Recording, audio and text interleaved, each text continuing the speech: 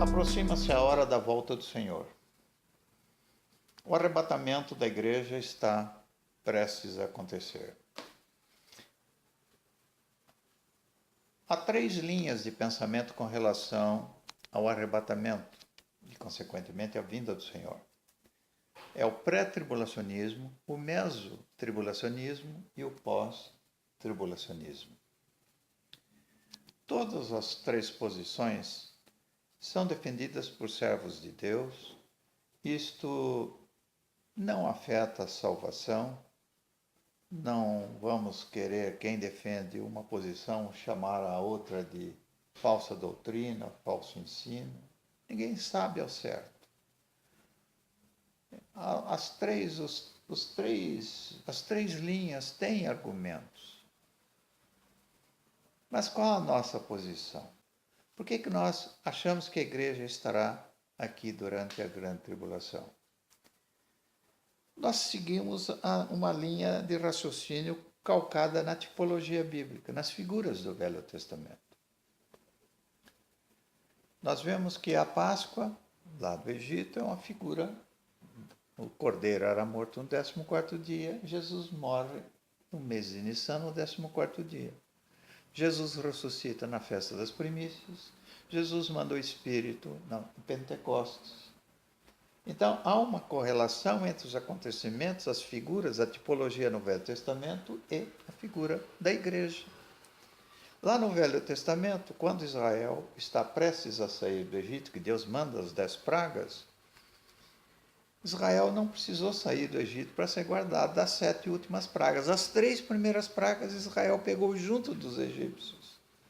A água em sangue, as rãs e as moscas. Perdão, os piolhos. Então, as 3 primeiras pragas sobre todo o Egito.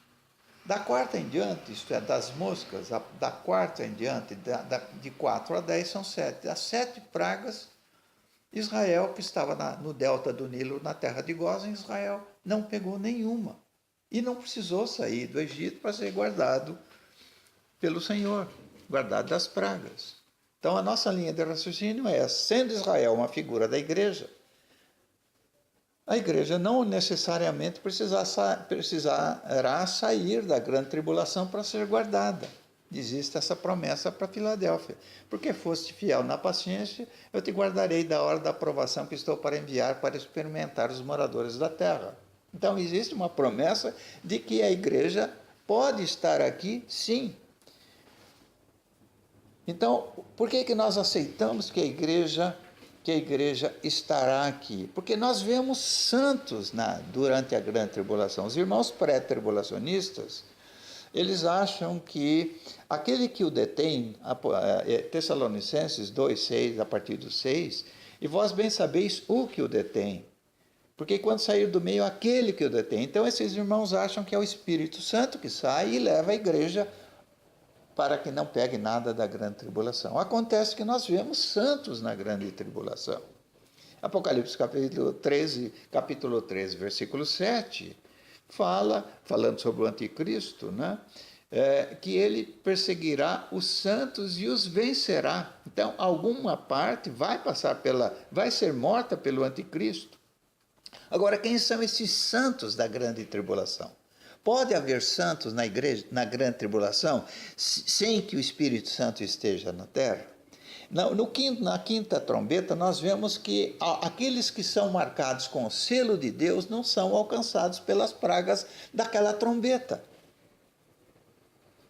Então há santos na grande tribulação, a igreja está aqui, mas parece que a chave mesmo mostra que existe uma correlação entre as trombetas e as taças. Toca-se a primeira trombeta, a primeira taça é derramada. Segunda trombeta, segunda taça. Terceira trombeta, quando nós chegamos então os irmãos leiam então as taças, as trombetas e as taças para ver que há uma correlação. E na sétima, quando se chega entre a sexta e a sétima trombeta, existe um intervalo de tempo, um hiato.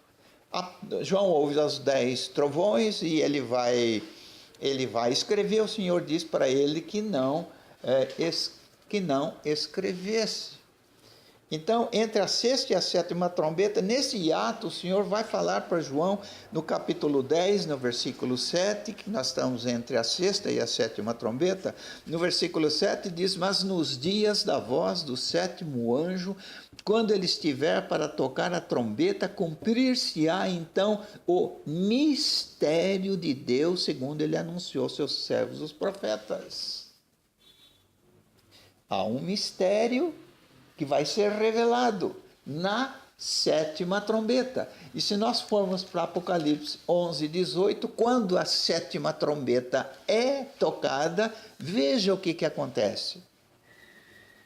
Na verdade, as nações se enfureceram, chegou, porém, a tua ira e o tempo determinado para serem julgados os mortos, esses não são ímpios, serem julgadas as obras dos mortos. Portanto, a primeira ressurreição só vai acontecer aqui na sétima e última trombeta, para se dar galardão aos teus servos, os profetas, e aos santos e aos que temem o teu nome. Então, nós estamos vendo que aqui a primeira ressurreição dos profetas e de todos os santos, tanto da velha como da nova dispensação, eles estarão para o tribunal de Cristo. Então a ressurreição acontece aqui e fica implícito aqui o arrebatamento, porque nós, os vivos, não precederemos os que dormem.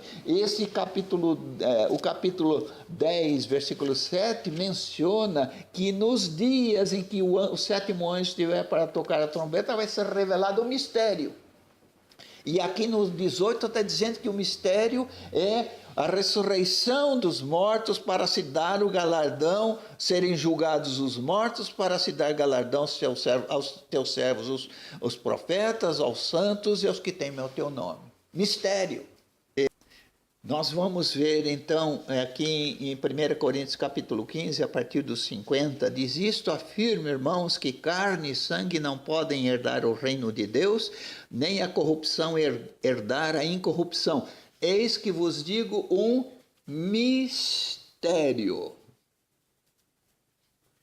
Eis que vos digo um mistério. Nem todos dormiremos, mas transformados seremos, num momento, num abrir e fechar de olhos, ao ressoar da última trombeta.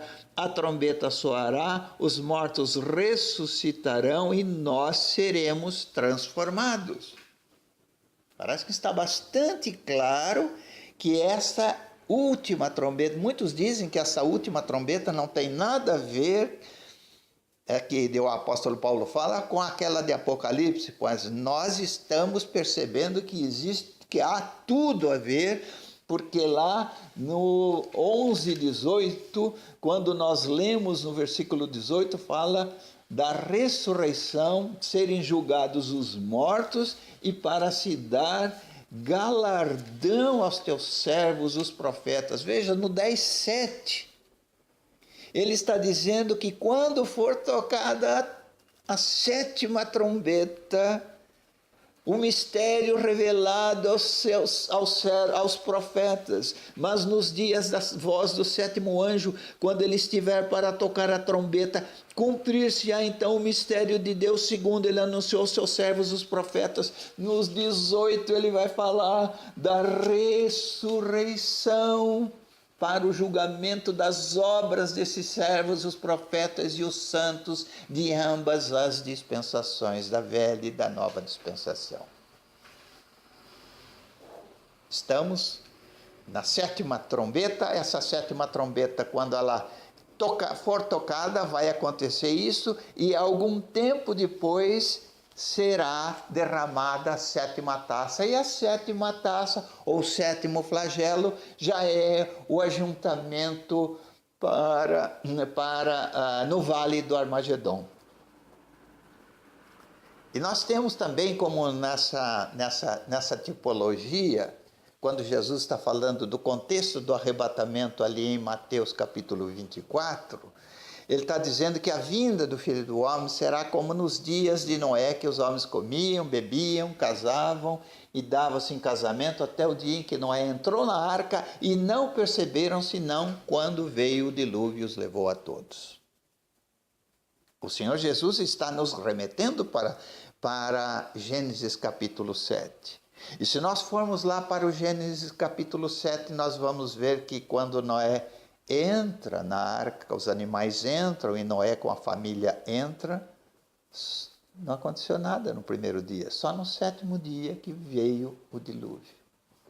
É uma outra figura, é uma figura das bodas.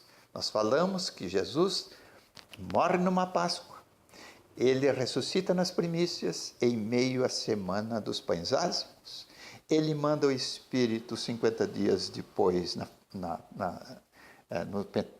Pentecostes, e agora nós estamos aguardando a festa de Sonido, o dia, o Yom Kippur, né? O dia do perdão, e a festa de tabernáculos, que é o Senhor morando. Então, nessa tipologia nós temos o casamento judaico, e o casamento judaico durava 7 dias. Nós vemos que ali em Gênesis capítulo 7, Noé entra na arca, uma figura do arrebatamento, que o mundo não vai perceber. Jesus que falou. Leia o contexto de Mateus 24. Até que Noé, quando a vinda do Filho do Homem será como nos dias de Noé. Os homens comiam, bebiam, casavam e davam-se em casamento até o dia em que Noé entrou na arca. E não perceberam. É o arrebatamento.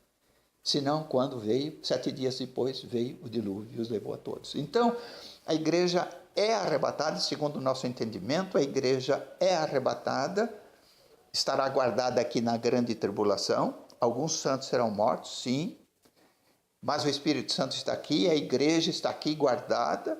A igreja vai ser arrebatada 7 dias antes e vai para as bodas. João 14. Quando for vos preparar lugar, virei outra vez e vos levarei comigo.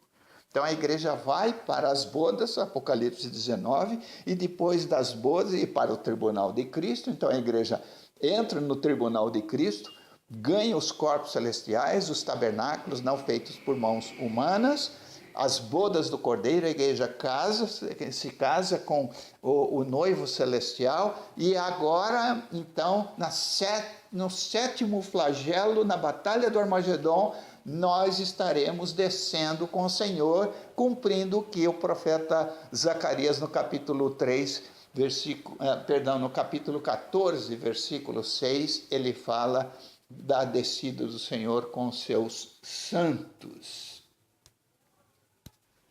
Estaremos voltando com o Senhor para o reino milenar.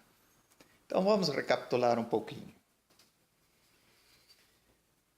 A primeira ressurreição, a ressurreição dos mortos, só vai acontecer na última trombeta, de acordo com o que nós vimos. Apocalipse 10, 7, fala, e quando for tocada a sétima trombeta, então será revelado o mistério.